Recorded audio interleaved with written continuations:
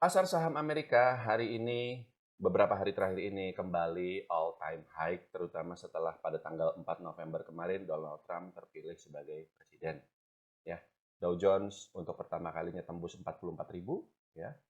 S&P untuk pertama kalinya tembus 6.000. Tapi sebenarnya pasar saham kita itu udah all time high itu sudah sejak tahun 2023 lalu, 2023 akhir. Jadi abis itu dia naik aja terus sampai sekarang. Dan setiap kali bahasanya adalah kita mau masuk ini gimana, ini udah pada mahal semua. Kok nunggu turun tapi kagak turun-turun gitu loh Pak Hendy. Paham nggak? Setiap kali kita bilang nantilah tunggu turun, terus malah setiap kali itu pula kita semakin ketinggalan gitu loh. Nah makanya begini yang ingin saya sampaikan ya. Apalagi katanya Warren Buffett sekarang udah pegang cash banyak banget. Berarti Warren Buffett pun udah meramal dong bahwa pasar saham kita akan turun. Begini, Pak Endi. Ya. Pertama, kita harus lihat dari sudut pandangnya Warren Buffett dulu. Warren Buffett itu kalau misalnya di Indonesia itu ya, udah bahasanya levelnya apa ya? Tadi Pak Endi bilang, saya bisa beli saham-saham yang mid cap teknologi. Betul. Karena uang kita, waduh, bukan kecil lagi Pak. Receh, sereceh-recehnya. Sedikit banget. Kalau dibandingkan dengan Opa Warren. Tapi bayangkan Pak Endi, kalau Anda punya uang tunai 100 miliar dolar. 1.500 triliun rupiah.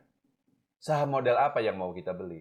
Ya pilihannya sangat terbatas Pak Endi, kalau duit sebanyak itu. Kalau nggak Apple, Nvidia, Meta, Microsoft, Tesla, itu aja gitu loh. Big caps-nya Amerika saja gitu loh. Dan Warren Buffett kan nggak mau invest di luar Amerika kan, beliau maunya di situ aja kan, nggak mau dia ke China, ke apalagi ke Indonesia, apalagi ke India dan seterusnya. Waktu Charlie Munger beli saham Alibaba yang China, Warren Buffett nggak ikutan. Dia hanya percaya di Amerika Serikat saja seperti itu. Artinya, meskipun sebenarnya saya udah pernah menjelaskan bahwa di luar saham-saham Magnificent Seven itu ya itu tadi ya, Apple, Meta, Nvidia, Tesla, Amazon, Microsoft, sama satunya lagi Google, ya.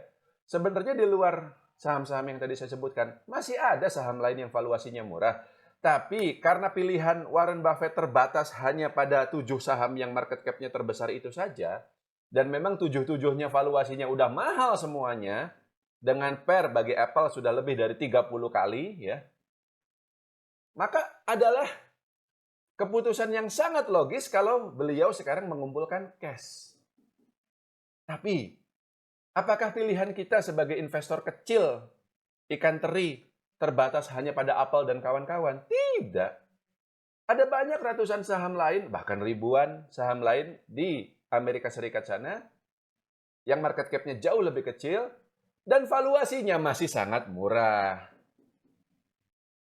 Betul, Magnificent Seven itu mahal, tapi di luar itu saya sudah kasih banyak juga contohnya di video seminar. Banyak yang masih murah, termasuk Alibaba yang tadi barusan saya sebutin, itu murah. Tapi Warren Buffett nggak mau beli itu karena dia dari China gitu.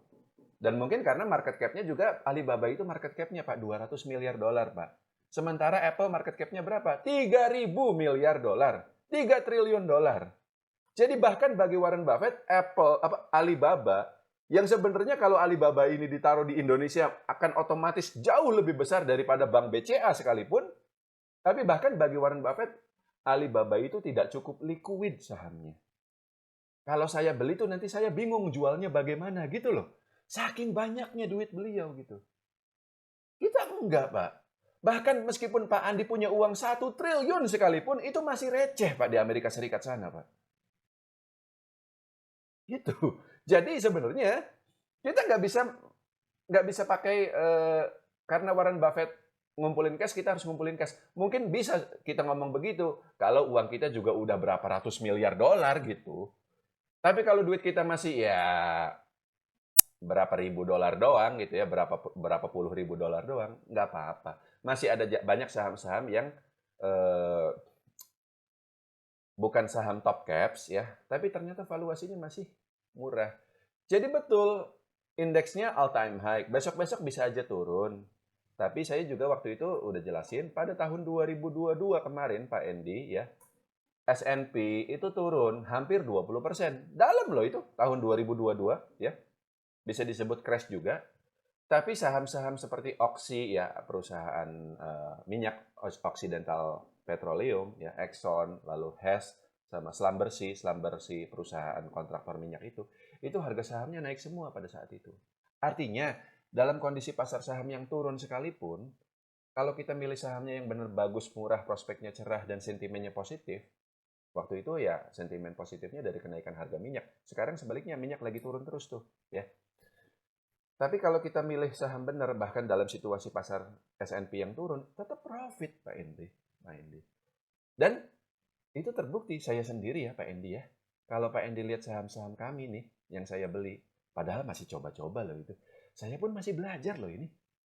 Tapi dengan ilmu yang memang sudah saya kuasai, value investing itu, titisan dari Warren Buffett gitu ya.